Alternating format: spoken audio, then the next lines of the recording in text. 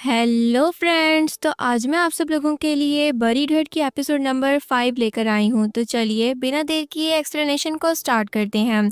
Episode की शुरुआत में यो नाम ने जब डोंगजू को पुकारा था, तब स्टोर की मैनेजर भी डोंगजू से आकर पूछने लग जाती है कि ट्रिप पे जाने से पहले उसने जो अपनी दुल्हन की ड्रेस खरीदी थी, क्या वो उसे पसंद आई थी। तभी डोंगजू उससे पूछता है कि क्या आप मुझे जानती हो।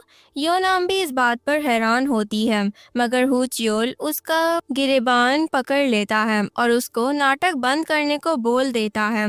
वो उसे मारने वाला था, लेकिन इससे पहले डोंगजू पीछे हट जाता है और ये नीचे गिरकर खुद जख्मी हो जाता है। स्टोर से जाते हुए वो उसे अपना फोन देकर कहता है कि बाद में मैं तुम्हें एक फोन करूंगी और तुम इसको अभी अपने पास रख लो। तभी डोंगजू उसको कहता है कि जाने से पहले मुझे अपना नाम तो बता दो। योनम अपना नाम बताती है और फिर गाड़ी में बैठकर वहां से चली जाती है। हु चियोल तब गुह्यू को डोंगजू के जिंदा होने की खबर दे देता है और गुह्यून भी डोंगजू को पकड़ने वहां पर जाने की तैयारी करने लग जाता है और जैंगसियन को भी फोन पर बता देता है कि वो डोंगजू को पकड़ने के लिए जा रहा है, क्योंकि उसका पता चल गया है। डोंगजू के मिल जाने की खबर पर जैंगसियन बहुत ही ज्यादा खुश होता है और खुशी से वो बहुत सारा खाना खा लेता है, जबकि उसके गुंडे डोंगजू को मारकर पासवर्ड उगलवाने के लिए अपने अड्डे पर तैयारी करने लग जाते हैं। गो ह्यून और उसके आदमी उसी स्टोर के बाहर भेस बदलकर उसको पकड़ने के लिए पहुंच गए थे। गो ह्यून जब दरवाजे पर पहुंचता है तो डोंगजू भी बाहर आकर उसे देख लेता है, लेकिन उसे कुछ भी नहीं कहता है, बल्कि उसके लिए रास्ता छोड़ देता है। फिर वो पीछे से आकर उसे इंजेक्शन लगाकर ले जाने ही वाला होता है कि अंदर से स्टोर मैनेजर उसे आवाज देकर कुछ एक्स्ट्रा शर्ट्स देने के लिए रोक लेती है, जिसकी वजह से गोह्यून को भी रुकना पड़ जाता है। स्टोर मैनेजर उससे कुछ बात भी करना चाहती थी, इसीलिए वो उसके साथ स्टोर में वापस चला जाता है और वो सभी लोग बाहर खड़े उन पर नजर रख रहे होते हैं। और दूसरी तरफ हम डॉक्टर इलिन और डॉक्टर दोसू को देखते हैं, जो कि चेयरमैन चा को उनकी दिमागी बीमारी के बारे में बता रहे होते हैं। दरअसल उस बीमारी की वजह से वो बातें भूल जाया करते थे और परेशानी की बात उनके दिमाग का सुकर जाना था। डॉक्टर दोसू, जो कि चेयरमैन का दिमाग एनालाइज कर चुके होते हैं, तो वो उन्हें तसल्ली भी दे रहे होते हैं, मगर चेयरमैन डॉक्टर एलियन को आइंदा अपनी रिपोर्ट्स देने का बोल देते हैं, क्योंकि वो बीमारी के बारे में सीधा अंदाजा लगा लेती थी और बिल्कुल सच्ची रिपोर्ट्स दे देती थी। वहाँ पर गोह्यून के आदमी कुछ देर बाद स्टोर के अंदर जाकर पता करते हैं, तो मालूम पड़ता है कि वो यहाँ से निकल गया है। गोह्यू और उसके आदमी बाहर आकर एक दूसरे को भी उसके गायब हो जाने की खबर देकर उससे इधर उधर ढूंढने निकल पड़ते हैं। डोंगजू खाना खाता है और उसी होटल में चेयरमैन और उनके दामाद डॉक्टर दोसू एक अलग टेबल पर बैठकर हु चियोल की बर्थडे पार्टी के बारे में बात कर रहे होते हैं, जिसका वादा चेयरमैन ने किया होता है, मगर अब वो भूल गए होते हैं। चेयरमैन का कहना था कि वो तो अपनी सेफ वाला कोड भी भूल जाते हैं, मगर जब डोंगजू वापस आएगा तो वो कोड वाला प्रॉब्लम भी हल कर लेंगे। डोंगजू खाना खाकर होटल वाले को पैसे देकर वहां से चला जाता है, तो होटल वाला आकर चेयरमैन से पूछता है कि क्या आप पहले जिसके साथ आया करते थे उसको आपने जॉब से निकाल दिया है। तो वो भी चुप होकर खाना खाकर वहां से चला गया है, ना ही मुझसे कोई बात की और ना ही कुछ बताया। मुझे लगा कि आप जरूर उसे निकाल चुके होंगे। तो डोंगजू के मिलते ही चेयरमैन भी उसे ढूंढने के लिए बाहर भागते हैं, लेकिन तब तक वो वहां से जा चुका होता है। वहां पर यो नाम डोंगजू को फोन करके कहती है कि मैं तुम्हें मेरे नाना के घर का एड्रेस भेज रही हूँ, आज रात वहां पर तुम पहुंच जाना। मैं वहां पर तुमसे बहुत सारी बातें करूंगी। मेरा नाना डेसन ग्रुप का चेयरमैन है और तुम एग्जीक्यूटिव सेक्रेटरी हो। तुम्हारा नाम भी ह्यून नहीं बल्कि डोंगजू है। यो नाम से बात कर लेने के बाद वो बैठकर स्टोर मैनेजर की बातें याद करता है, जिन्होंने उसे बताया था कि वो चेयरमैन चा से छुट्टी लेकर अपनी दुल्हन के साथ ट्रिप पर जाने वाला था। इसीलिए उसने उनके स्टोर पर कपड़े भी बनवाए थे और दुल्हन की मेजरमेंट यो नाम के जैसी जैसी थी। उसके अलावा हुचियुल का रवैया भी यही इशारा दे रहा होता है कि उसकी दुल्हन यो नाम थी। ये सारी बातें जानकर उसने स्टोर मैनेजर से बाहर जाने का कोई दूसरा रास्ता पूछ लिया था, क्योंकि यहाँ से बाहर जाने के बाद उसको अपने ऊपर हमला होने का खतरा था। इस तरह वो दूसरे रास्ते के जरिए गोह्योन के आदमियों से बचकर स्टोर से निकल गया था। अब वो अपने सामान में अपने कपड़ों पर बने गोलियों के निशान देखकर समझने की कोशिश कर रहा होता है कि उसकी जान लेने की कोशिश क्यों की गई थी और ये काम किसने किया था। उधर हम गोह्योन और उसके आदमियों को देखते हैं जो कि उसे ढूंढकर आसपास पहुंचते हैं और उस पर हमला करने की तैयारी कर रहे होते हैं। एक आदमी इंजेक्शन लिए पीछे से आकर उसकी तरफ बढ़ रहा होता है। कोई उसके कंधे पर हाथ रखता है तो वो फौरन से उसे पकड़कर मारने लग जाता है। दरअसल वो आदमी चेयरमैन चा होते हैं और इंजेक्शन वाला आदमी ये देखकर वहाँ से हट गया था। डोंगजू चेयरमैन को छोड़ देता है तो वो पूछते हैं कि तुम इतने अरसे कहाँ गायब रहे थे। वो उन्हें नहीं पहचान पाता है और पूछ लेता है कि क्या आप मिस्टर चेयरमैन चा हैं? तो वो भी उसकी याददाश्त जानने पर काफी ज्यादा हैरान होते हैं। चेयरमैन उसे घर ले जाने के लिए उसके साथ बैठ जाते हैं, मगर उसे गोह्योन के आदमियों पर शक होता है, इसलिए वो उन सभी लोगों से छूटकर टैक्सी लेकर वहां से भाग जाता है। चेयरमैन भी इस बात पर हैरान होते हैं और गोह्योन ट्रक से डोंगजू का पीछा करता है, लेकिन वो कहीं पर गायब हो जाती है। फिर गोह्योन डोंगजू की कार को नहीं ढूंढ पाता है, इसलिए वो उसे पकड़ नहीं पाता है। घर जाकर वो जैंग सियोन को भी खबर देता है कि डोंगजू मिल तो गया था, लेकिन वो अब किसी को पहचान ही नहीं रहा है। ऐसे लगता है कि जैसे उसकी याददाश्त चली गई है। वहाँ पर योनाम भी अपनी मॉम से डोंगजू का दिया हुआ वही फोन वापस मांगती है। वो जब नहीं देती हैं तो वो उन्हें याद कराती है कि जब यूएस में वो उनसे अपने डैड की मौत का राज पूछ रही थी तो उसने अपनी मॉम को कहते हुए सुन लिया था कि उसके डैड को एल्डू नहीं मारा है।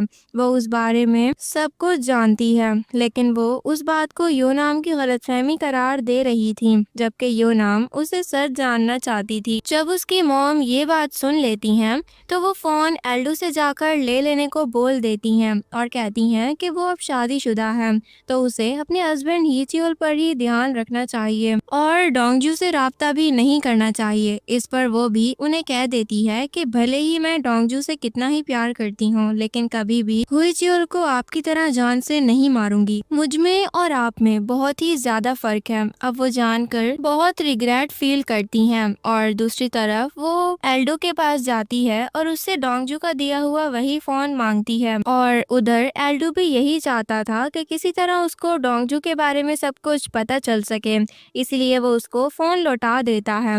बाद में यहाँ पर हुचियोल की बर्थडे पार्टी मनाने की तैयारी चल रही होती है।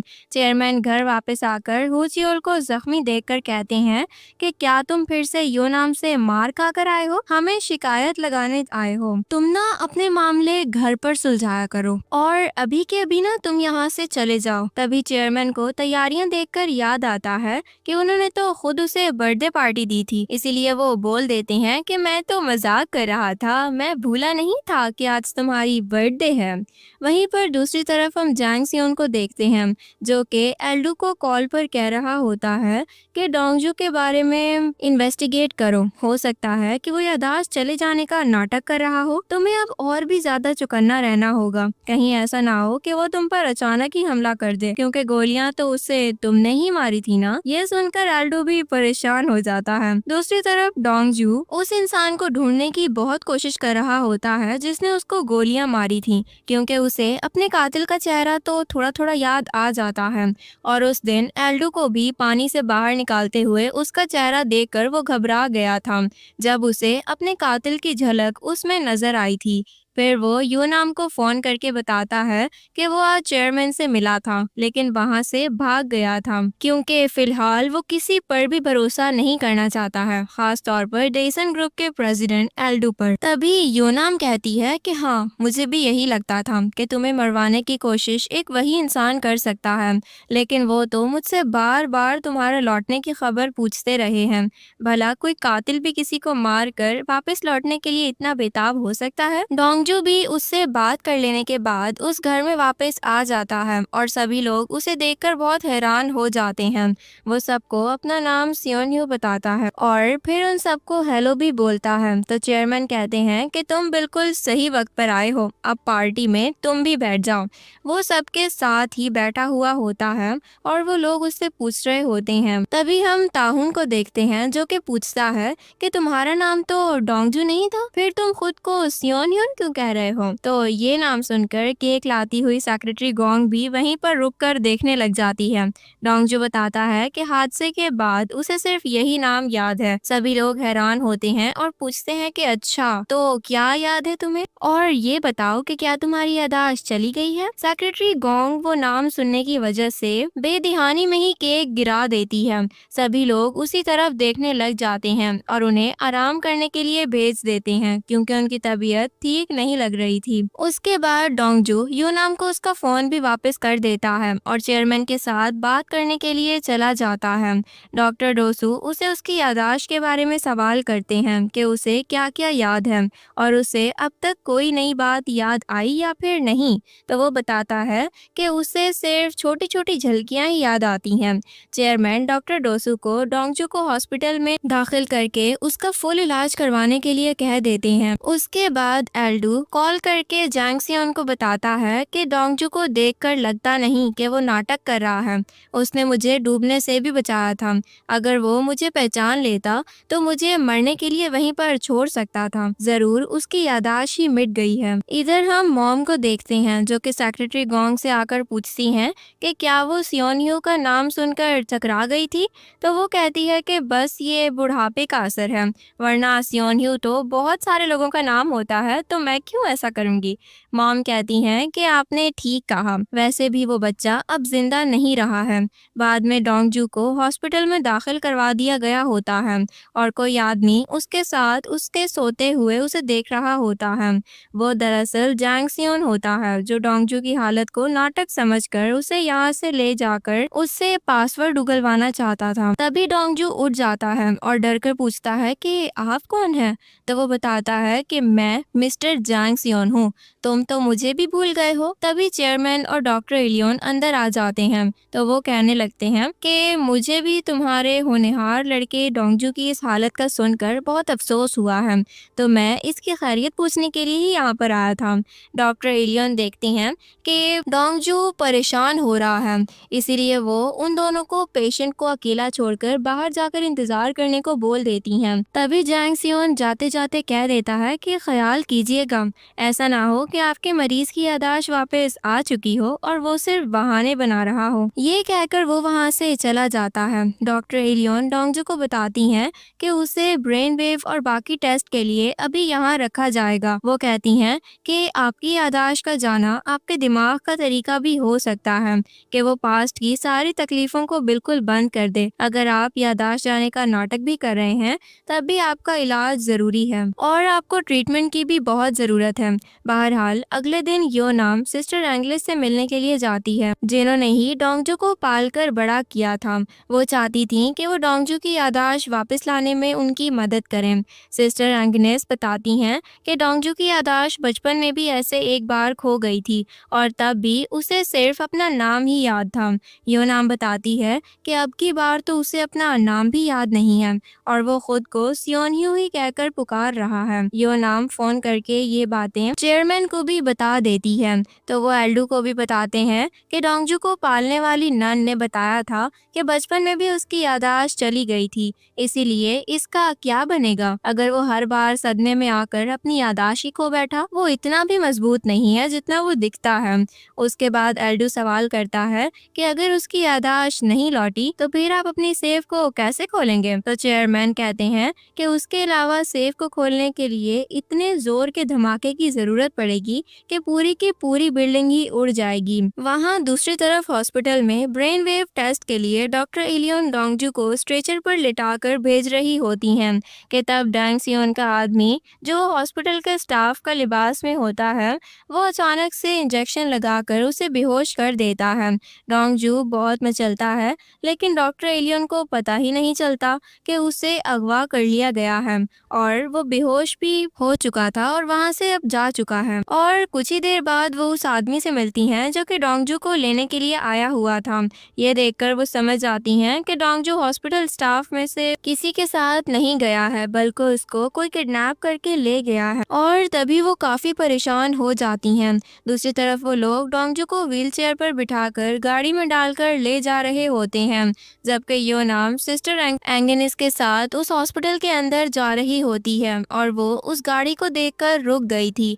बाद में वो लोग डोंगजू को पानी में डुबोकर उससे स्विस अकाउंट का पासवर्ड लेने के लिए कोशिशें कर रहे होते हैं। उनकी जिद थी कि वो नाटक बंद कर दे, स्विस अकाउंट का पासवर्ड उन्हें दे दे और फिर वो यहाँ से जिंदा बचकर चला जाए।